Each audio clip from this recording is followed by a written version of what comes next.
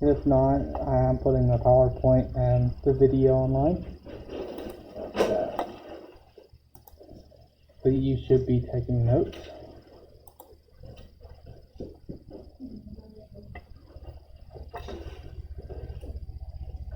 Alright, so we will be going into describing motion. We'll be looking at motion, speed and velocity, and acceleration.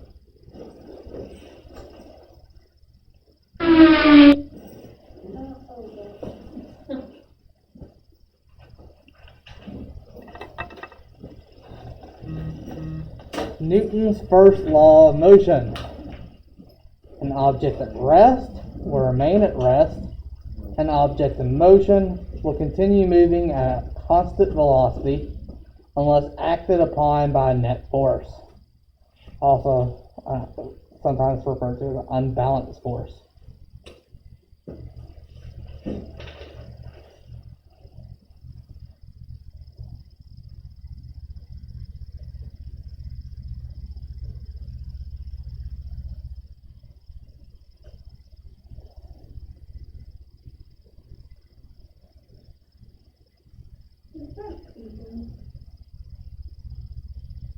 The metal, amazing.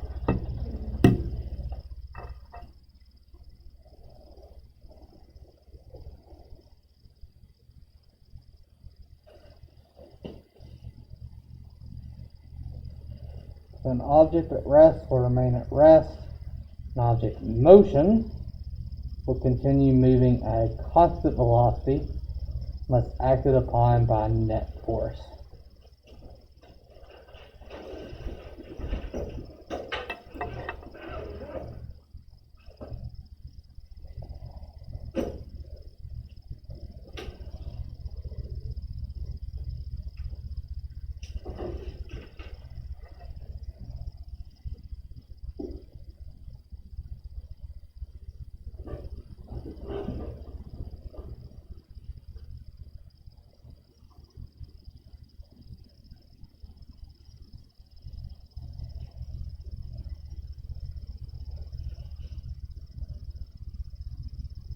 All right for him. Not as slow as the previous class, but I'm just saying I could have finished the entire PowerPoint by now. You're really pushing there. And I could have talked fast. If your professor was like that, especially if you have to do that, I do. If I write too fast, I'll start writing different words. yeah, we've gotten our In college, so if you plan on going to college, this is how fast Professor Royal went.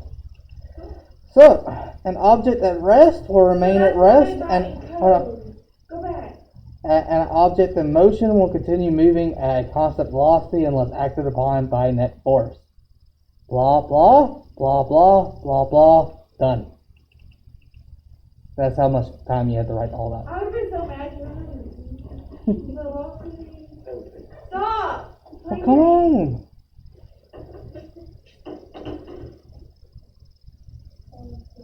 Isn't that why some recommend getting like a tape recorder for class or whatever? And a lot of professors don't allow it. I don't? Mm-mm. Okay. Would be recorded. First of all, you're supposed to write fast, and then your words are going to mix together. You're going to have to pay attention to him. You can't look at and see what you're writing. And then when you're done, you're recommended to go home and redo your notes. Or if you develop the skill and can write neatly, you could perhaps do it. For professors, don't sit there and wait. I've had a professor scream at a student for interrupting him, asking him to slow down. He's like, if you can't keep up, get out of my class.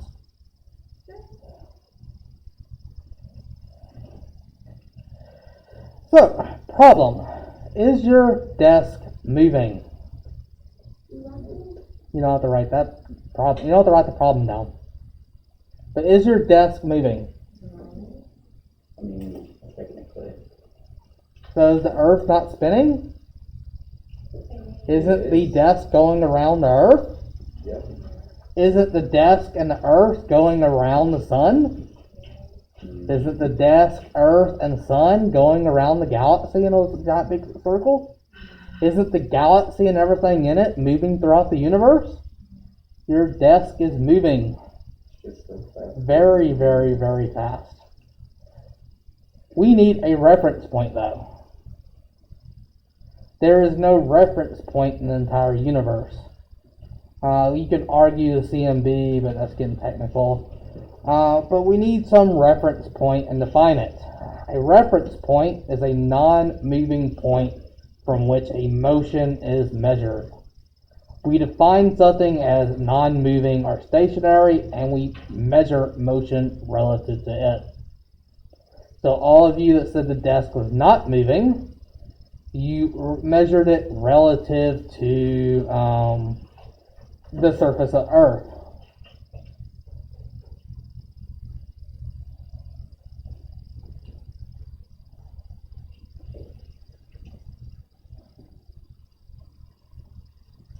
If you were to take advanced physics, you would learn every single thing that's moving. It all depends on your reference frame.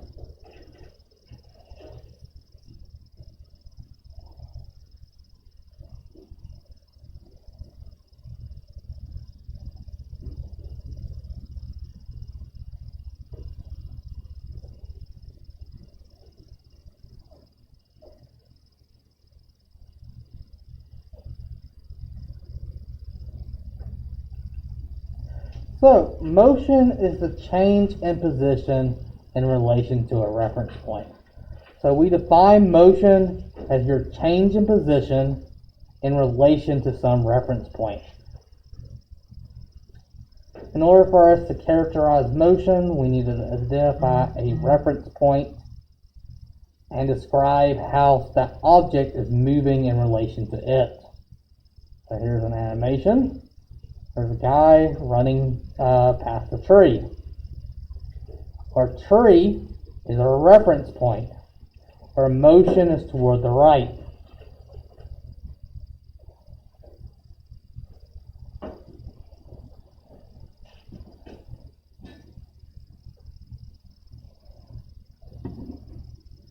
That little guy is familiar.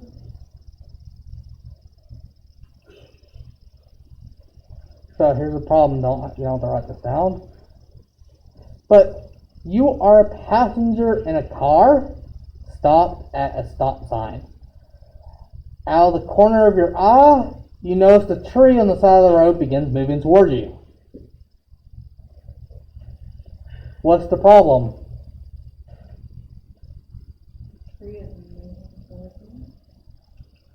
You have mistakenly set yourself as your own reference point.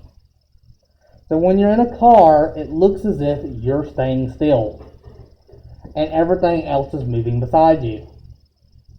It looks as if the trees are rushing beside your head, rushing past you. They are not. You usually do not set yourself as your own reference point. You need to identify something else as a reference point. So speed is the rate of motion. It is defined as the distance traveled per unit of time. I will talk about velocity here in a second, but speed and velocity are very similar. I will probably use them interchangeably, but note there is a very important key difference between velocity and speed. And you must always keep that in the back of your mind when dealing with speed and velocity. We usually, though, will work with velocity, even if we only need speed. Velocity is more stronger, but I'll get to it here in a second. So we represent both speed and velocity with the letter V. So speed is equal to distance divided by time. And there's the triangle at the top right.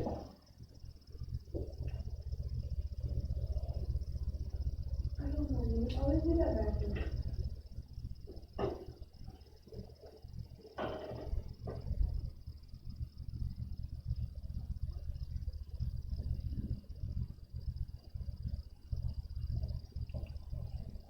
So we can have an instantaneous speed, which is a speed at a given moment or instant, or we can have an average speed. Average speed is the total distance divided by total time. So you can say that the average speed between here and Lufkin is 65 miles an hour or 70 miles an hour. You will find that by taking the total distance you traveled from here to Lufkin and divide it by the total time it took you to get there. Note that that's different than your instantaneous speed. Instantaneous speed is the same thing as your speedometer. You might be traveling 55 miles an hour at one point. You might be traveling 75 miles per hour at another. You might even actually stop and not even be moving at one point. You can stop at a stop sign, the red light, and wait. So instantaneous speed varies. It's whatever speed you're currently moving at, while average speed is defined as looking at the total trip.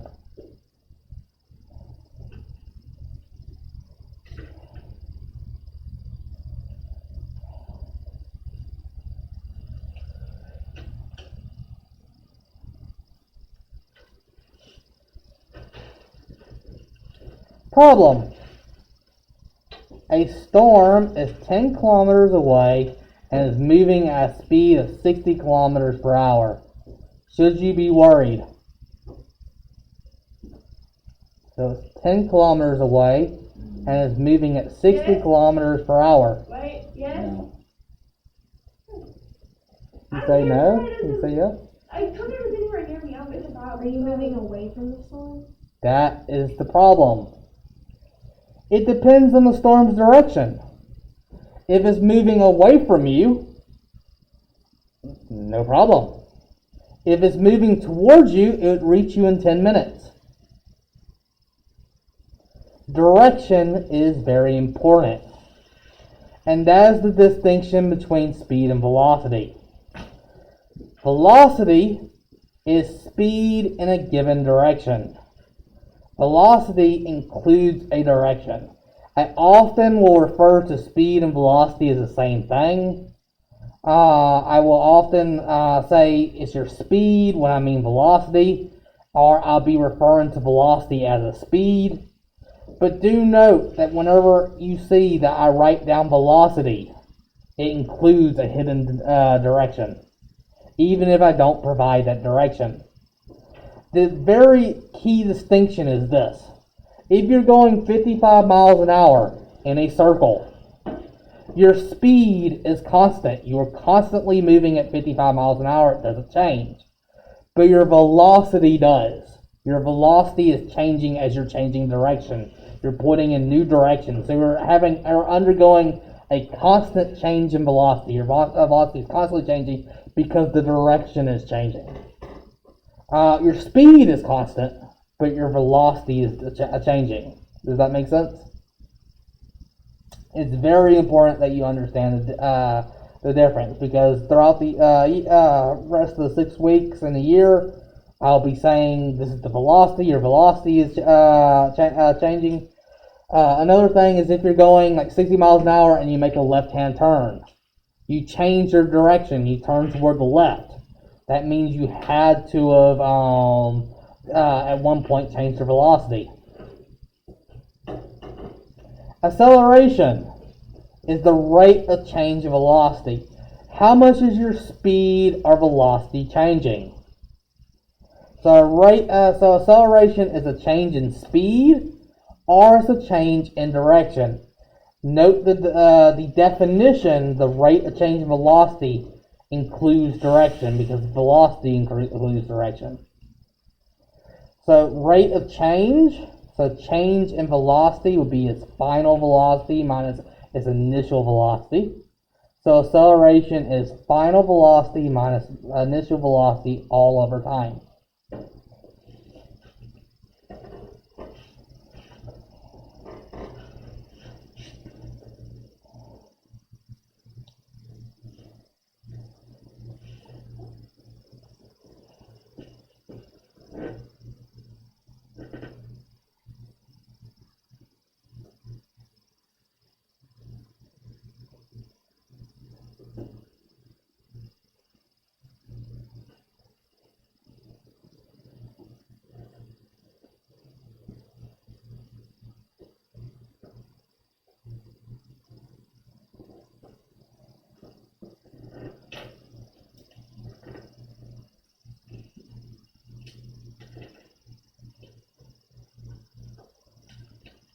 So acceleration describes how your speed is going to change over time.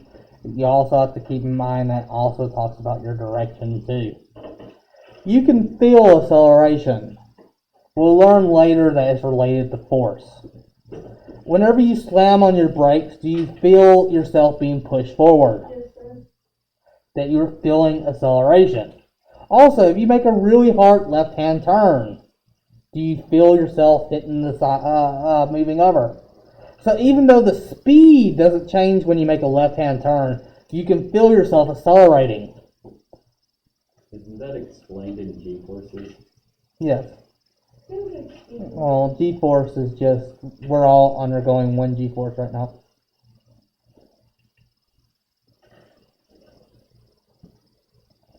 So positive acceleration is speeding up, and negative acceleration is slowing down.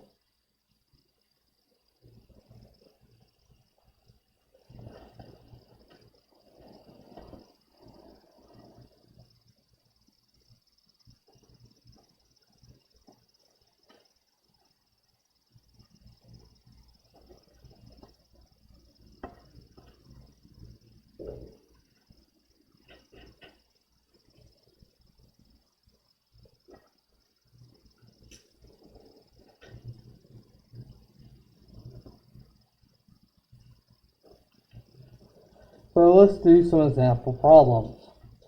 Your neighbor skates at a speed of 4 meters per second. You skate 100 meters in 20 seconds. Who skates faster? You or your neighbor?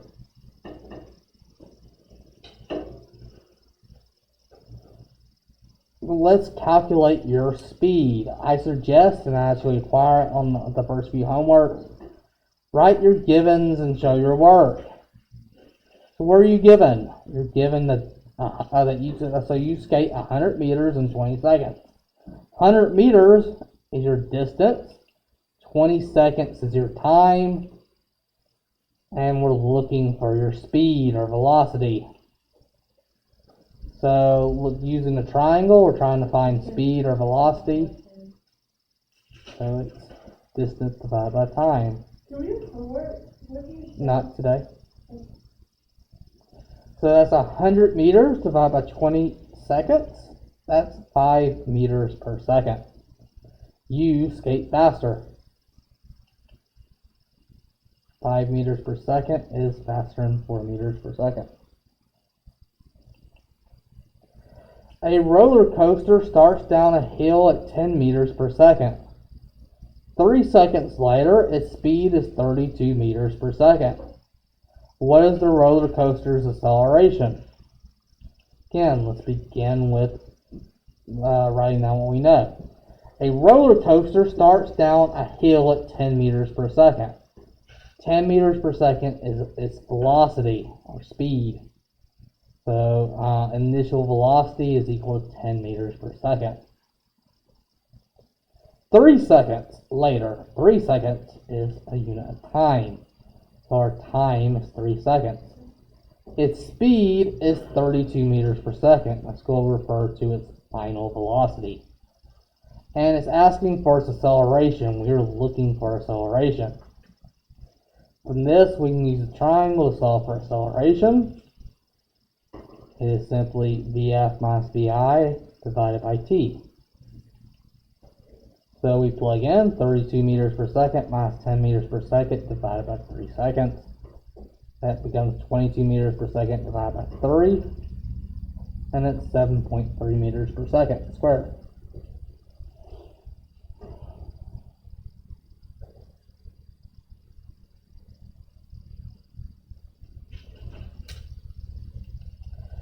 Sound travels at 330 meters per second. If a lightning bolt strikes the ground 1 kilometer away, how long will it take for you to hear it? Oh, you can make sound now. Really? So, first of all, our speed is going to be in meters per second, but it gave us a distance in kilometers. We'll need to convert that. How many meters are in 1 kilometer? What does kilo mean? No, what does kilo mean? 1,000. Yes. So kilo means 1,000. So you can replace 1 kilometer or 1 kilometer or 1 kilometer as 1,000 meters. So let's analyze the boundary given. Sound travels at 330 meters per second. That's going to be a speed or velocity. So velocity equals 330 meters per second. If a lightning bolt strikes the ground 1 kilometer away, so that's a distance, we need to convert it to meters, away from you, how long will it take for you to hear it? So we're looking for a time. Solving for time, we circle time, and that gives us that time is equal to distance divided by velocity. Plug in our variables. 1,000 meters divided by 330 meters per second, and that comes out to 3.03 seconds.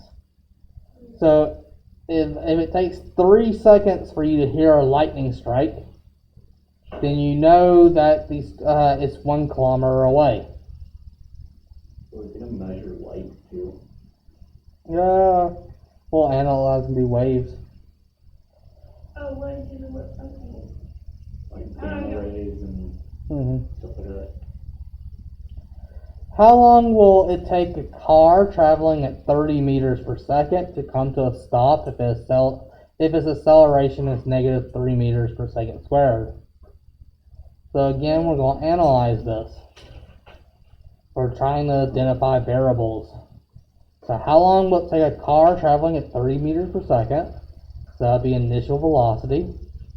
Well, first of all, how long? The question asked how long. That's asking for your time, so time is going to be unknown.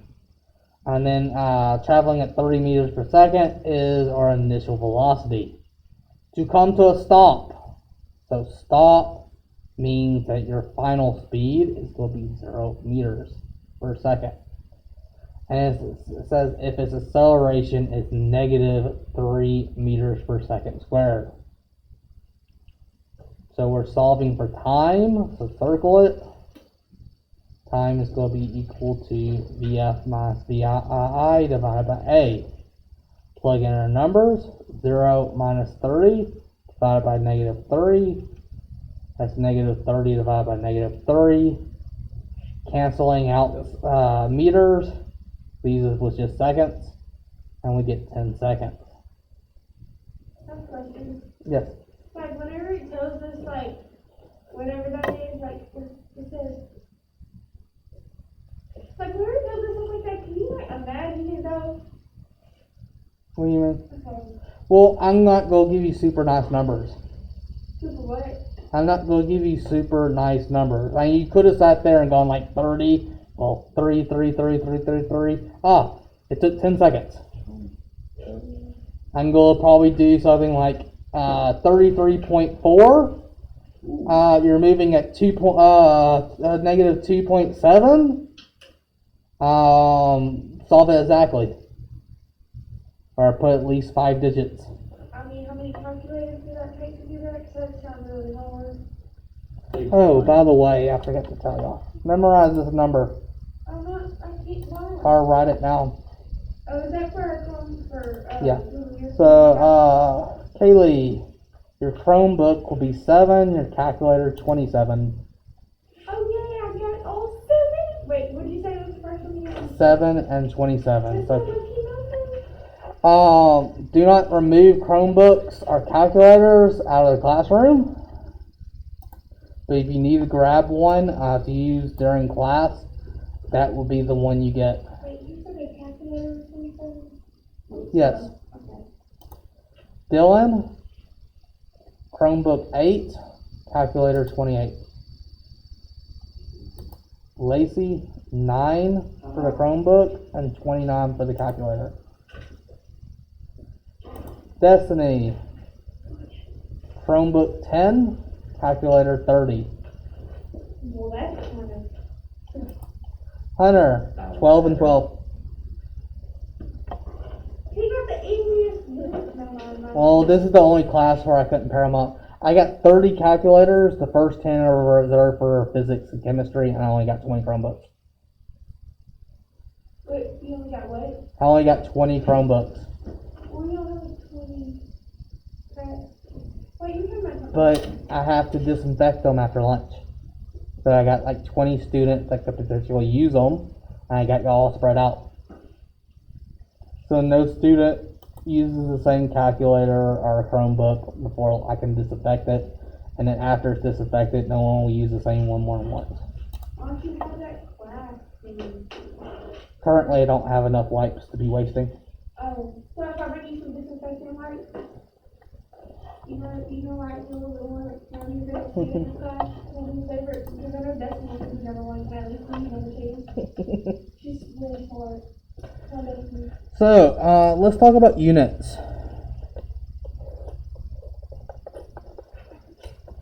So for distance,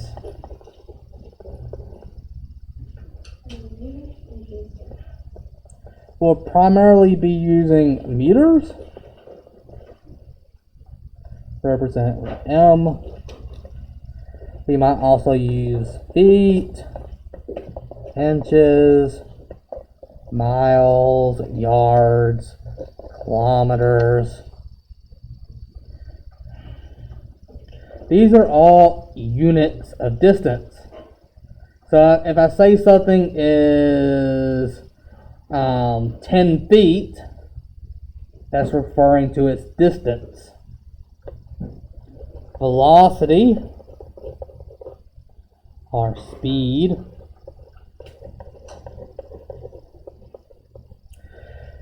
is going to be a distance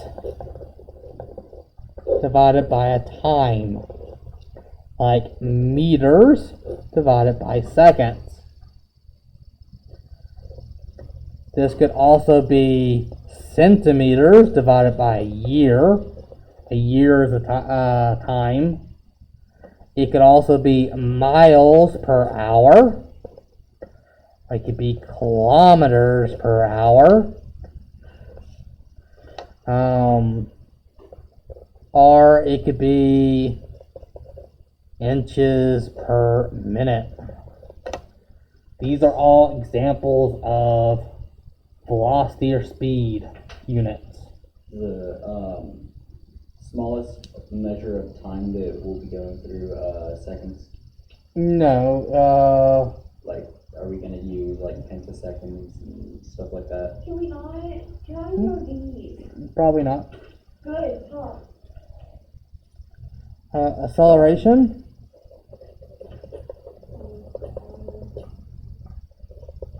Acceleration is going to include some velocity. Technically, it's change in velocity. So change in velocity over time. So for example, we get a meter per second divided by a second. Change in velocity over time. So this simplifies. This is the same thing as a meter divided by a second times 1 divided by a second, which is equal to meters per second squared. This is our meters per second squared that we were seeing. So for acceleration, you have 1 distance unit and 2 time units. So here the seconds is doubled. So we got 2 of them right here and 1 meter. We could also have miles per hour per second. Miles per hour per second. We have an hour and a second, and miles is distance unit. So this is acceleration. We could have meters per second per hour. This is the equivalent of meters divided by a second times an hour. these two things are the same thing, but notice it has two time units. So you need to be able, whenever a number is given, you need to be able to identify if it's acceleration, velocity, or distance, or time. So let's do an example. A car is going 5 miles per hour per second. So we have an hour and a second. This means we're referring to its acceleration. Writing acceleration in words, this means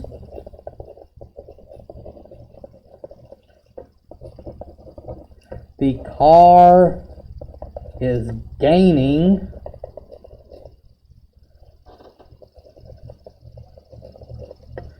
or increasing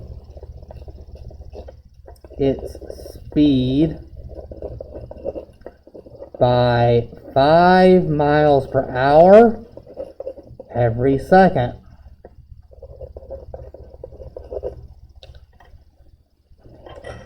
You're a fast rider.